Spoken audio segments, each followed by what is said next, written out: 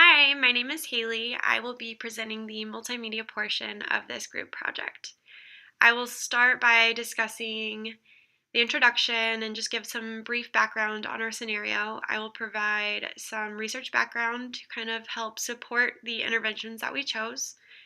I will also talk about how to implement each intervention, the materials that are needed for each intervention, and then how our interventions kind of assess the needs of the students in our scenario, and then the school-wide implementation of our interventions. And then lastly, I will end on just some final tips for implementation or about the interventions themselves. So to start, I will talk about our scenario. We had Halls Elementary. Halls Elementary is located in an urban area and services students from pre-K to third grade.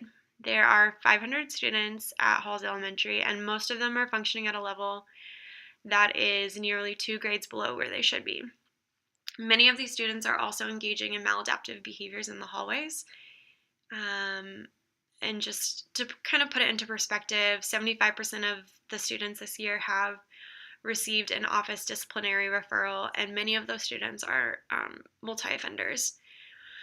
There have been some steps that have been taken to try to aid in these issues, such as making hallway rules or making boys walk on one side, girls walk on the other, just a few various things like that, but nothing has seemed to help yet.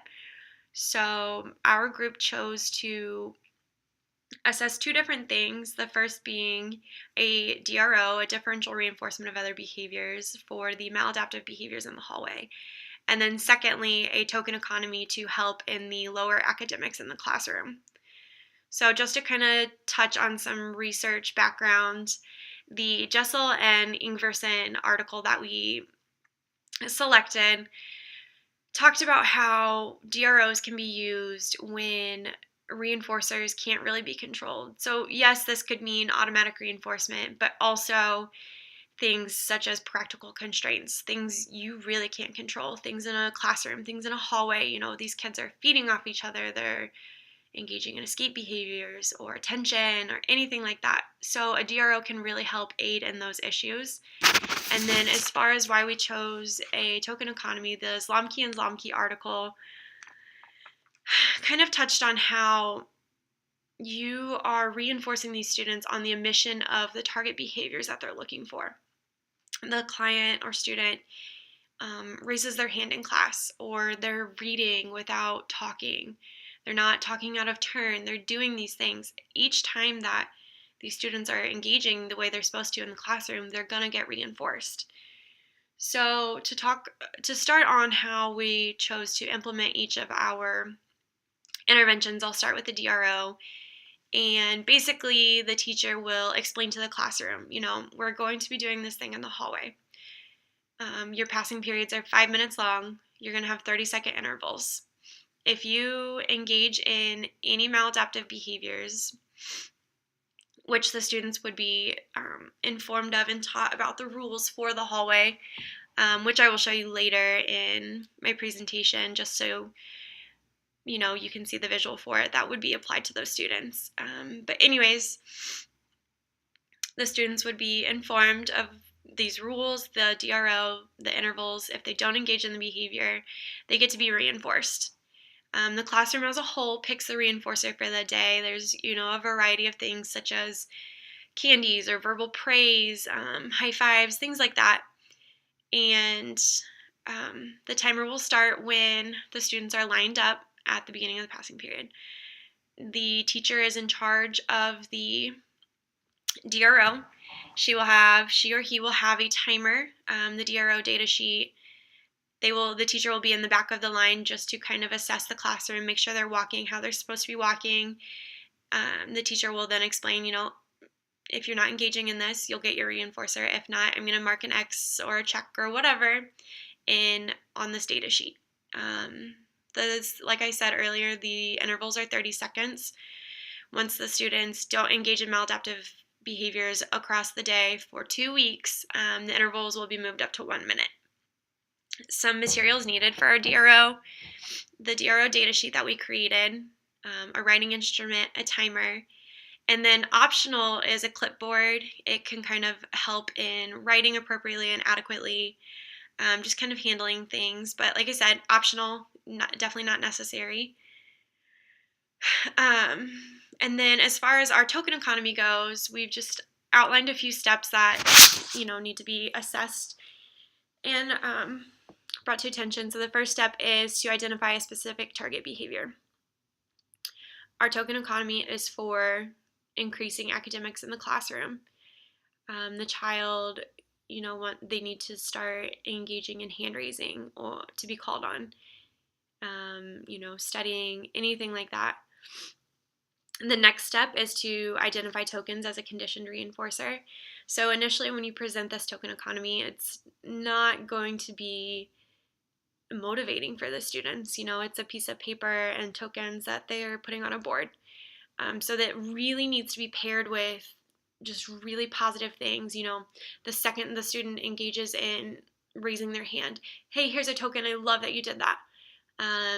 If they help a student in the classroom figure out the answer to something, or they're waiting appropriately to be called on, they're waiting for turns with the glue sticks, anything like that, the teacher, it's really important for the teacher to establish that these tokens are reinforcing.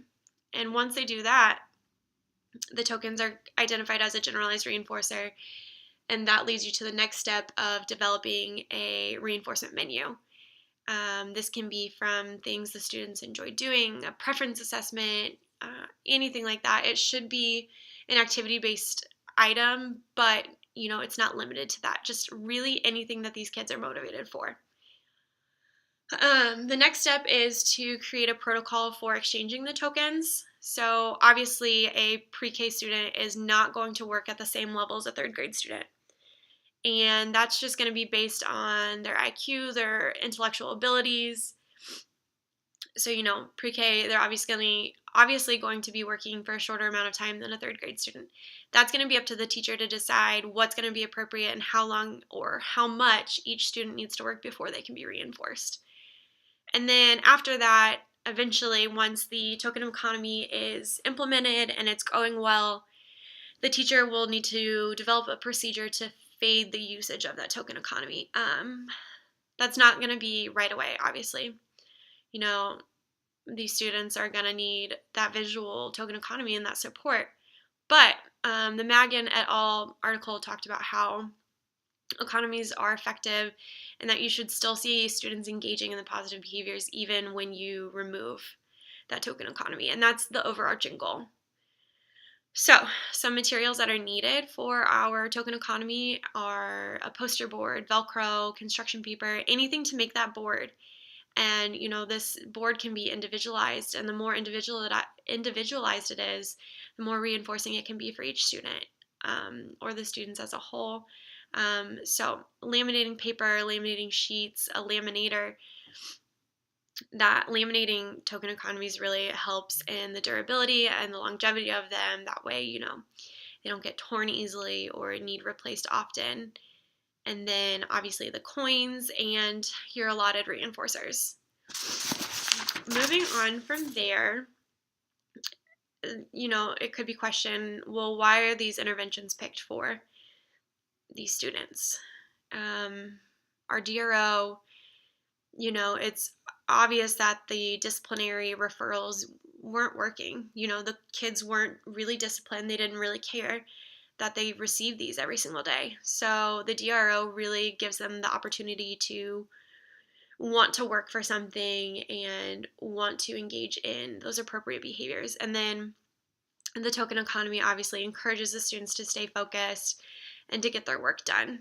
As far as school-wide implementation, Halls Elementary, unfortunately, it being in the area that it is, there aren't that many teachers, there aren't that many resources, money, anything like that. We picked interventions that can be easily made, easily implemented, and can be implemented with, minimal people. There are luckily some other specialist teachers, art teachers, special education teachers that can help assist in those hallway transitions.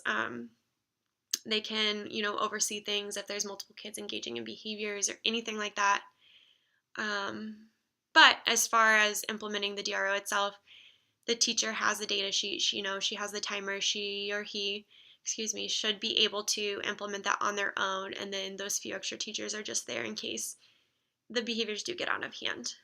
As far as some final tips for our interventions, it's so important to make these interventions fun for these kids. If they feel as though they're being disciplined, they're not going to be motivated by their interventions. They're not going to want to engage in the token board. They're not going to want to work to earn all of their tokens so that they can be reinforced.